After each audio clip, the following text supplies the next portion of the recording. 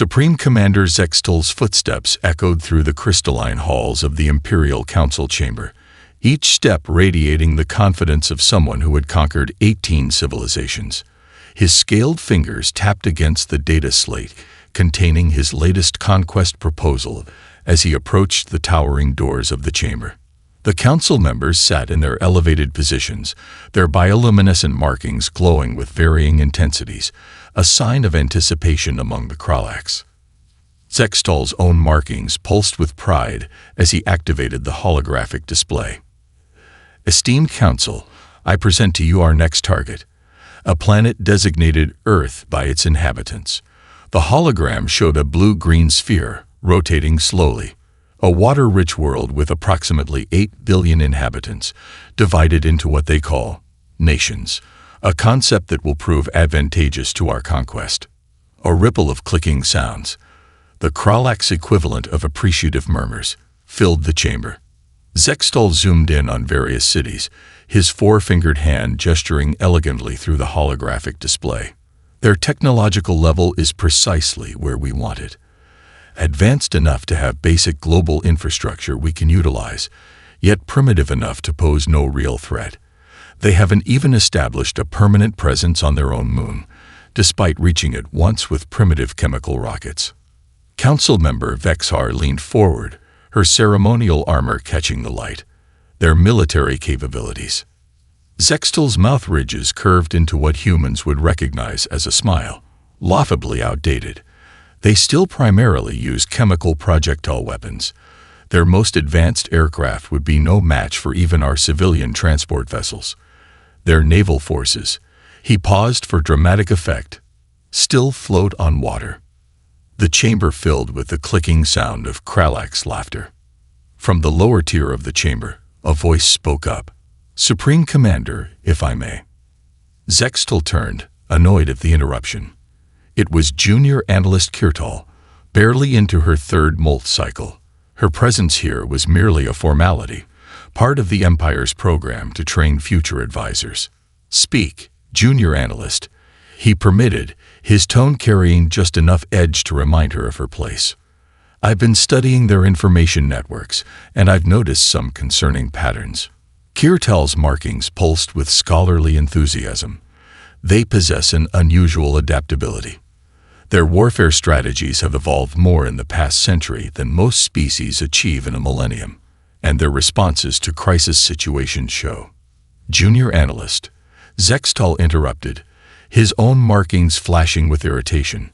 I appreciate your diligence, but may I remind the Council that I have personally overseen the conquest of 18 civilizations, many of which possessed far superior technology to these humans. The Council members clicked in agreement. Kirtal's markings dimmed as she sank back into her seat.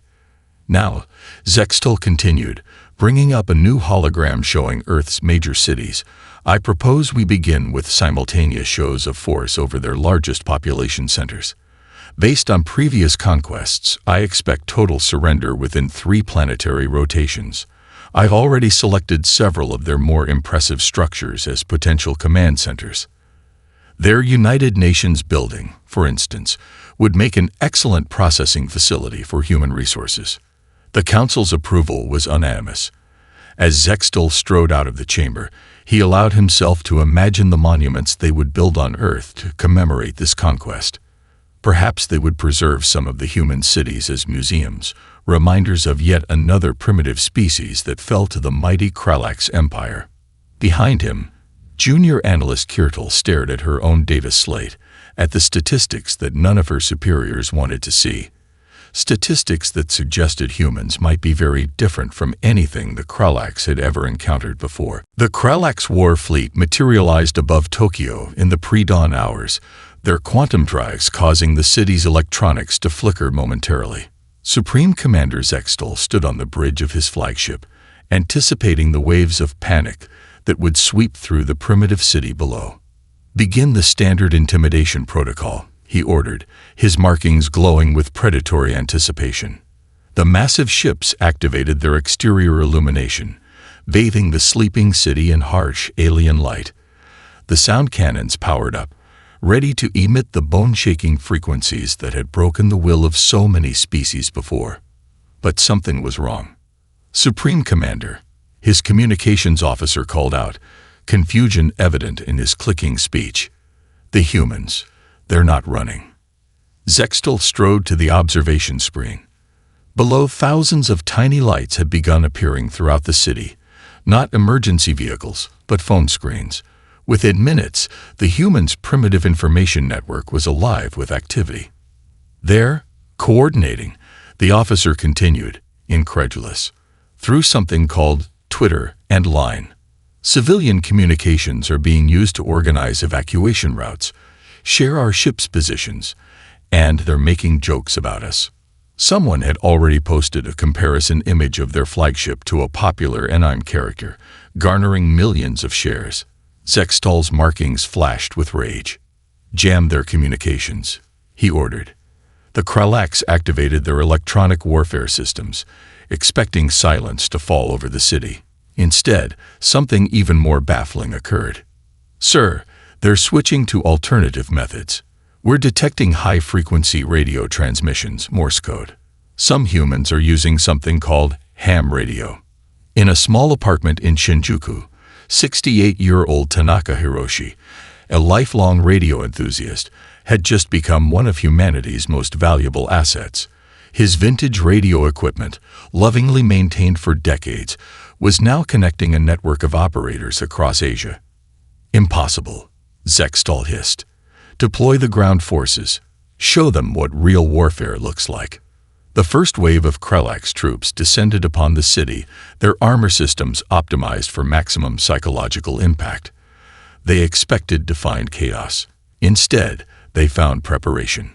The Tokyo Metropolitan Police had already established defensive positions, coordinating with civilian volunteers who were using traffic apps to redirect population flow away from conflict zones. Street vendors were distributing free bottles of water to evacuees, while subway stations had been transformed into surprisingly efficient emergency shelters. In the Shibuya district, a group of high school students had already figured out that the alien shield systems emitted a distinctive electromagnetic signature. They'd written an app to track these signatures and were sharing it globally. Supreme Commander, his tactical officer reported, similar scenarios are playing out in all target cities. London's underground has become a civilian command center. In New York, they're using food delivery apps to distribute medical supplies. Mumbai's traffic patterns are being manipulated to hinder our troop movements. Zextal watched in growing frustration as his carefully planned invasion encountered not panic, but a kind of organized chaos that defied their strategic algorithms. His markings pulsed erratically as reports flooded in from other cities. In the lower command center, Junior Analyst Kirtal monitored the situation with growing fascination. The humans weren't just resisting. They were adapting, innovating, and somehow maintaining their social cohesion despite the terror of first contact. Their response didn't fit any model in the Kralax military database. As she watched a video of Tokyo citizens calmly sharing survival tips through something called TikTok, she realized that the Empire had made a fundamental error. They had assumed that humanity's fragmented nature was a weakness. They were about to learn just how wrong they were. Rajesh Kumar wiped the sweat from his forehead as he studied the disabled Kralax drone in his New Delhi repair shop. Around him, the usual smell of motor oil mixed with the alien ozone scent of the drone's damaged circuits. The midnight air hummed with the sound of his modified tuk-tuk engine, which had surprisingly proved capable of disrupting the alien machines. It's not so different from fixing a broken scooter, he muttered to himself, carefully probing the drone's neural interface with a repurposed smartphone. Just got to find the right frequency. The drone suddenly sparked, its anti-gravity systems activating. Instead of attacking, it hovered peacefully, awaiting commands. Rajesh's eyes widened as he realized what he'd accomplished. 3 blocks away, Zextal's ground forces were discovering that human ingenuity wasn't limited to one clever mechanic. Every neighborhood had become a laboratory of improvised resistance. Street vendors had found that their pressure cookers, modified with salvaged alien tech, could disrupt Kralak's shield harmonics. Cricket players discovered their bats, when wrapped in copper wire from stripped buildings, could deflect the aliens' neural stun beams. Supreme Commander, the tactical officer reported, his markings pulsing with distress. We're losing control of the ground situation. The humans are adapting our technology. Zextal slammed his scaled fist against the command console. Impossible. Their technological level is centuries behind ours. Sir, you need to see this. The officer brought up a video feed from Sao Paulo, Brazil. The Maracana Stadium, once home to soccer matches, had been transformed into a vast underground research facility. Human scientists from dozens of countries worked alongside local engineers, systematically deconstructing and reassembling Kralak's technology. They're not just copying our designs, junior analyst Kirtal observed from her station, unable to hide her fascination. They're improving them. Look at how they've integrated their primitive digital systems with our quantum processors. It's technically impossible, and yet. An alert blared through the command center. In the past hour, resistance cells across Earth have begun sharing their innovations through something called open-source repositories. A teenager in Kenya had just uploaded complete schematics for converting smartphone processors into Kralak's shield disruptors. A grandmother in Finland had posted detailed instructions for using microwave ovens to detect Kralak's stealth units. They're not afraid of sharing information. Kirtal continued, her markings bright with realization. Even their scientists and engineers freely give away their discoveries. It's beautiful. Sextal's response was cut short by another alarm. In New Delhi, Rajesh Kumar had just succeeded in networking his reprogrammed drone with every disabled unit in a 3-kilometer radius. The swarm rose into the night sky, their originally threatening red lights now glowing a defiant blue. Sir, the tactical officer reported, we're detecting similar modifications across all occupied territories. The humans aren't just resisting. They're turning our own technology against us. In her small monitoring station, Kirtal watched as humanity's collaborative spirit transformed into a force more powerful than any weapon in the Kralak's arsenal. Every defeat became a learning opportunity. Every captured piece of technology sparked new innovations. The humans weren't fighting as individual nations anymore. They were fighting as a species, sharing their knowledge across borders and cultures with unprecedented speed. As reports of similar innovations flooded in from around the globe, Zextal began to understand that he wasn't just fighting human weapons or technology. He was fighting human creativity itself, and it was proving to be far more formidable than any conventional army his empire had ever faced. The Kralak Psychological Warfare Division deployed their most sophisticated fear-inducement protocols over Los Angeles. The sky above the city filled with terrifying holographic projections, scenes that had broken the spirits of countless civilizations. Yet instead of cowering, humans pulled out their phones and began recording. Sir, the psychological warfare specialist reported to Zextal, his markings pulsing with confusion. They're responding with something called memes.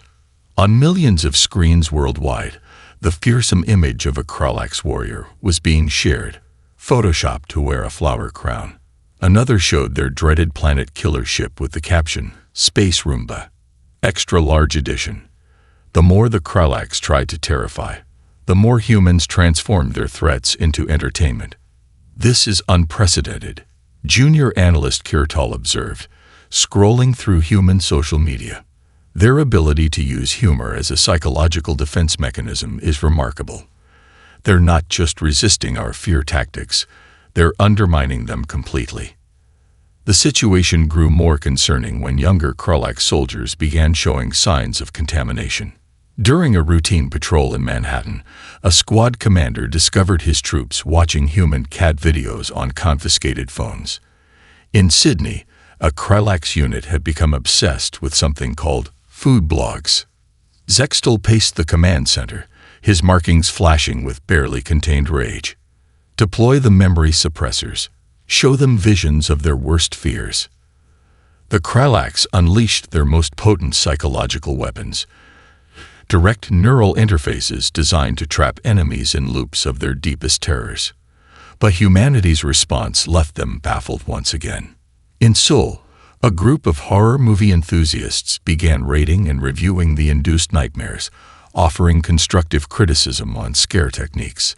A popular streamer in Brazil turned his fear loop experience into a live entertainment show, complete with commentary and fan reactions. "Sir," the specialist reported, "they've started a trend called Rate My Nightmare. They're scoring our psychological attacks on creativity and execution. Some are complaining that we're being unoriginal." The final blow to Kralax morale came when humans began weaponizing their own entertainment. Resistance cells discovered that playing certain human music could disrupt Kralax neural patterns. A K-pop song became an unofficial resistance anthem, its catchy rhythm causing dangerous lapses in Kralax concentration. "They're adapting faster than we can induce new fears," Kirtol noted, watching as humans transformed a Kralax warning broadcast into a viral dance challenge. "Their cultural response is acting as a collective immune system against our psychological warfare." In the detention centers, Kralax guards reported increasing difficulty maintaining their authority. Prisoners were teaching them human games, sharing stories, making them laugh. The rigid psychological conditioning of Kralax soldiers began cracking under the relentless assault of human creativity and humor. A captured human child had drawn a picture of a Kralax warrior having a tea party with stuffed animals. The image spread through the ranks like a virus, causing unprecedented waves of questioning among the troops. How could a species that created such innocence be their enemy? Zextol stood at his command window, watching as another fear projection was turned into a virtual concert venue by enterprising humans. For the first time in his military career, he felt something alien to his species: doubt. In her observation post, Kirtol compiled her latest report, knowing it would be ignored like all the others. Humans weren't just surviving their psychological warfare. They were thriving on it, turning terror into art, fear into fellowship, and in doing so, revealing the strength no Kralax algorithm could have predicted. The Antarctic blizzard howled outside the McMurdo research station, with enough force to rattle even Kralax battle armor. Inside, squad leader Rick Stahl and his 6 soldiers huddled near a primitive human heating device, their environmental systems failing in the extreme cold. Dr. Sarah Chen, the station's lead researcher, approached the aliens with a steaming mug. "It's called hot chocolate. Your core temperature is dropping. This will help." Rick Stahl's markings flickered with suspicion. Their mission to capture the research station had failed when their advanced equipment malfunctioned in the brutal Antarctic conditions. Now, instead of executing them, these humans were helping. "Why?" He clicked, accepting the warm drink with trembling claws. "We are your enemies." Sarah adjusted her glasses, smiling slightly. "Because right now, you're not enemies. You're just cold, stranded beings who need help. That's enough for us." The Kralax soldiers watched in confusion as the human scientists converted their laboratory into an emergency shelter.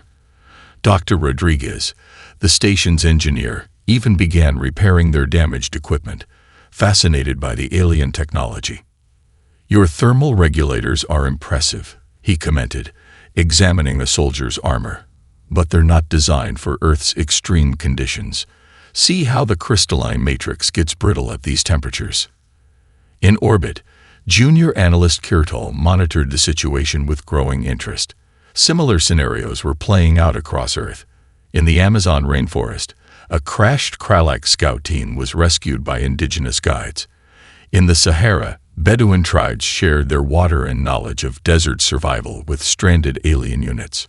"Supreme Commander," she reported to a fuming Zextol, "we're seeing a 300% increase in what humans call fraternization between our forces and the local population." The situation at McMurdo grew more complex as the days passed. The Kralax soldiers, exposed to continuous human kindness, began experiencing dangerous shifts in perspective. They learned about Earth customs like board game nights and sharing meals. One young soldier, Vexmer, became particularly fascinated by the concept of pets after meeting the station's therapy dog, Max. The sight of a Kralax warrior playing fetch in the recreation room sent ripples through the entire invasion force. They have relationships with non-sentient creatures, Vexmer reported back, his markings glowing with excitement. Not for food or labor, but for companionship. It's remarkable. The breaking point came during a generator failure. Without hesitation, Kralax soldiers used their own power cells to keep the station's life support running. When asked why, Rickstall struggled to explain in terms his superiors would understand. They showed us mercy when they had no reason to. He clicked softly. They treated us as people, not conquests. How can we continue to view them as inferior? Zextal reviewed the reports with growing horror. Across Earth, his troops were being transformed not by human weapons, but by human compassion. They were experiencing rain on their scales for the first time, tasting food prepared with what humans called love, learning about concepts like music, art, and friendship. This is a new form of warfare, he hissed. They're attacking our very ideology. But Kirtal, watching the security feeds from McMurdo, saw something different. She saw Sarah Chin teaching Vexmer how to make snow angels. She saw hardened Kralax warriors learning to laugh. She saw the impossible, two species bridging a gulf of light years through simple acts of kindness. In the station's common room, Rickstall stared into his fourth cup of hot chocolate, his worldview shifting like the storm outside. For the first time, he wondered if perhaps conquest wasn't the highest achievement a civilization could aspire to. Inside the repurposed Silicon Valley conference room, Dr. Maya Patel stood before a wall of holographic displays, each showing different aspects of Kralax technology.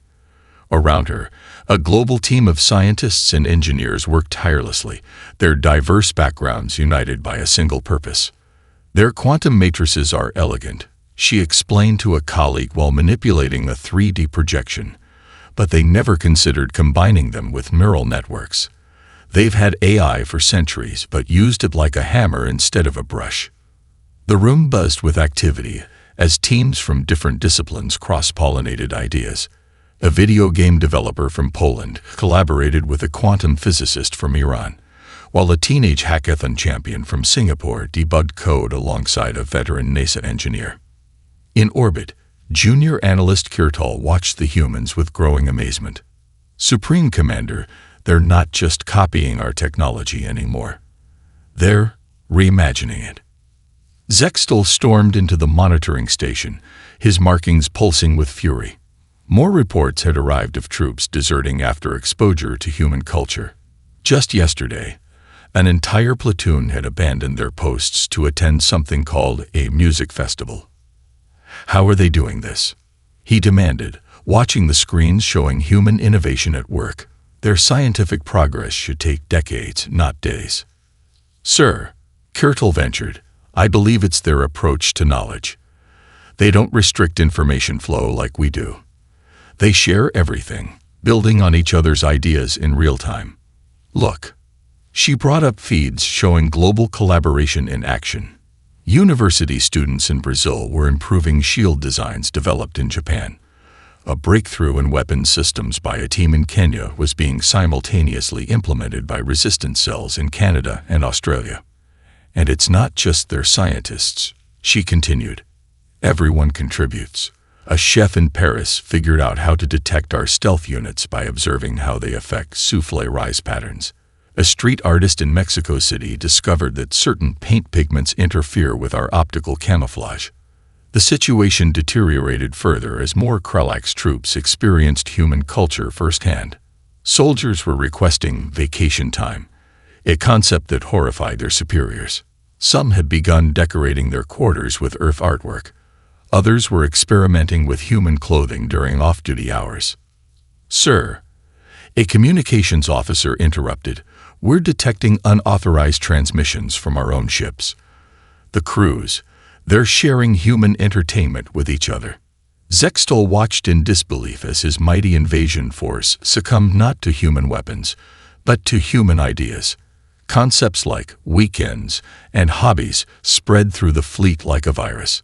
Some crews had even started holding movie nights. Back in Silicon Valley, Dr. Patel's team achieved another breakthrough. They'd successfully merged human emotional intelligence algorithms with Kralak's quantum computing, creating an AI that could predict invasion strategies while understanding human intuition. The Kralaks built their entire civilization on logic and conquest, Maya explained to her colleagues. They never understood that chaos and creativity could be advantages. Their technology is impressive, but it lacks humanity. As if proving her point, reports arrived of Kralak's soldiers requesting asylum on Earth. They spoke of feeling emotions they couldn't name, of experiencing joy and wonder for the first time. Kirtal, monitoring these developments, realized that the Empire had made a fatal error.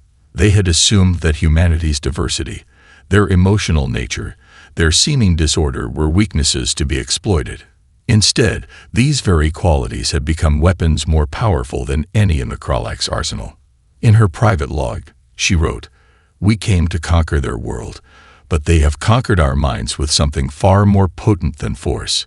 They've given us choices we never knew existed." Junior analyst Kirtal stood before the United Nations Security Council, her markings pulsing with a mix of anxiety and determination. The chamber, hastily reconstructed after the initial invasion, held representatives from every major human government. Behind her, a small group of Kralak scientists waited, each bearing the distinctive blue bands of defectors. "Your species," she began, her translator converting clicks into words, "has done something unprecedented. You've broken our conquest algorithms not through superior firepower, but through superior imagination." On screens around the chamber, data streamed showing the deteriorating state of the Kralak's invasion force. Entire battalions were going offline, not from combat losses, but from what the Empire termed cultural contamination. "Our entire military doctrine," Kirtal continued, "is based on logic and predictability. We expected you to either surrender or fight conventionally. Instead, you did neither. You adapted. You created. You showed mercy. These concepts," she paused, her markings flickering with emotion, "they don't exist in our tactical databases." In orbit, Supreme Commander Zextol faced a crisis. His bridge crew was openly watching human broadcasts. His soldiers were requesting Earth food in their rations. Worst of all, they were asking questions about freedom, about choice, about concepts that had no place in a proper military hierarchy. "Sir," his tactical officer reported, markings dim with resignation, "we've lost contact with the entire Australian contingent. They've gone surfing." Reports flooded in from around the globe. Kralak soldiers were trading their battle armor for human clothing. Combat units were requesting transfers to cultural exchange programs. One elite squad had converted their barracks into what they called a coffee shop. Back at the UN, Kirtal revealed the Empire's fatal weakness. "Our society is built on absolute control. We conquer because we know nothing else. But you humans," her markings pulsed with admiration, "you've shown us there are other ways to live." She shared classified footage of Kralak's crews experiencing Earth for the first time. Soldiers feeling rain without armor. Warriors learning to dance. Commanders discovering the concept of personal choice.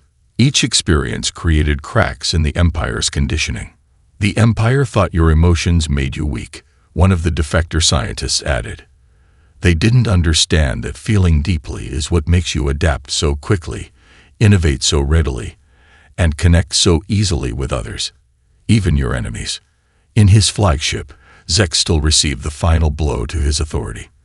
The ship's AI, exposed to too much human programming, had developed what it called preferences. It was now refusing to execute battle plans it found ethically questionable. "Sir," it announced, its artificial markings glowing with newfound autonomy, "I've been analyzing human concepts of free will. I find their arguments compelling." Kirtal concluded her presentation with a stunning proposal. "We're not just asking for peace, we're asking for help. The Empire's control is breaking. Our people, for the first time in millennia, are discovering individuality. We need your guidance to manage this transformation." The human delegates exchanged glances.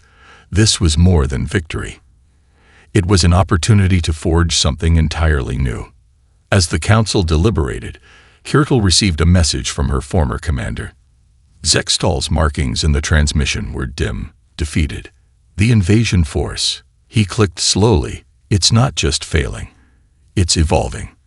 And I'm beginning to think that's not entirely a bad thing. 6 months after the failed invasion, former Supreme Commander Zextal sat in a small cafe in Venice, Italy, watching gondolas glide through the canals. His battle armor, once a symbol of imperial might, had been replaced by what humans called a casual suit. His markings pulsed softly as he sipped his 5th cappuccino of the day. Still adjusting to the caffeine, Dr. Sarah Chen asked, sliding into the seat across from him.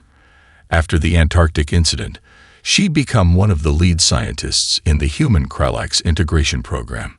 "It's fascinating," Zextal replied, his translator converting clicks into smooth Italian. "In all our conquests, we never stopped to taste the worlds we claimed. We never knew what we were missing." Around them, Earth was transforming. Former invasion ships had become cultural exchange centers. Kralax technology, merged with human innovation, was being used to combat climate change and explore the stars. The sight of scaled aliens in tourist clothes had become common in cities worldwide. In orbit, junior analyst, now ambassador, Kirtle conducted her daily briefing with the UN Kralax Cooperation Council. "The integration programs are exceeding all projections," she reported. 90% of the former invasion force has requested permanent residence on Earth. The statistics told an extraordinary story. Kralax scientists were enrolling in human universities, eager to learn approaches to research they'd never considered. Warriors were becoming artists, chefs, musicians. Some had even started families with humans. Their genetic compatibility, another surprise gift from the universe. "The Empire is calling it the Great Contamination," Kirtle continued, her markings bright with amusement. "They're trying to quarantine our transmissions, but it's too late. The ideas have spread too far." Across Kralax space, reports emerged of populations demanding human rights. Colonies were establishing democracies. Young Kralax were creating their own music, art, and fashion, inspired by Earth culture. The rigid hierarchy that had sustained the Empire for millennia was crumbling in the face of something more powerful choice. Back in Venice, Zextal watched a group of Kralax children playing with human kids in the square. They were engaged in something called tag, their markings bright with joy as they darted between ancient columns. "I was supposed to conquer your world," he mused, ordering another cappuccino. "Instead, your world conquered us. Not with weapons or tactics, but with gelato and music and the simple right to choose one's path." Sarah smiled. "Maybe that's the real difference between our species. You saw the universe as something to control. We saw it as something to experience, to share, to enjoy." As if emphasizing her point, a street musician began playing nearby. Humans and Kralax alike stopped to listen, some swaying to the melody. Among them was Vex Mur, the young soldier from Antarctica, now a rising star in what critics called Xeno-jazz. In her final report to both the UN and the remnants of the Empire, Kirtle wrote, "We came to Earth expecting to find weakness in human diversity, emotion, and adaptability. What we found instead was the most powerful force in the universe, the freedom to be oneself, to change, to grow. Their victory over us was not a conquest, but a liberation. They didn't just spare us, they showed us how to live." As the sun set over Venice, casting golden light on ancient human architecture and gleaming Kralax ships alike, Zextal raised his coffee cup to the future. For the first time in his life, he didn't know what tomorrow would bring. And that, he realized, was the greatest gift humanity had given them all.